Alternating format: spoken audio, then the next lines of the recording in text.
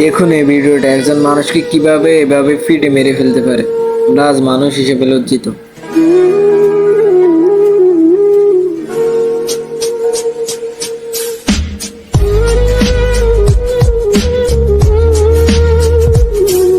আমার আব্বা আম্মা নাই, আমার বড় ভাই ছিল পুলিশের সাব ইন্সপেক্টর, যে রাষ্ট্রের জন্য কাজ করেছে, তারপর আজকের চাকরি নেই, হতাশা। I can speak English 20 hours, আমি বাংলা অনার্স মাস্টার্স কমপ্লিট করছি, আজকে আমাদের চাকরি নেই। আমার মিথ্যা অভিযোগ দিয়ে বিলুপ্ত করা হয় কমিটি, তাতেও কিছু করার নয়। আমি মানসিক ভারসাম্য কিনে সেটা আপনাদের কাছে প্রমাণ করব।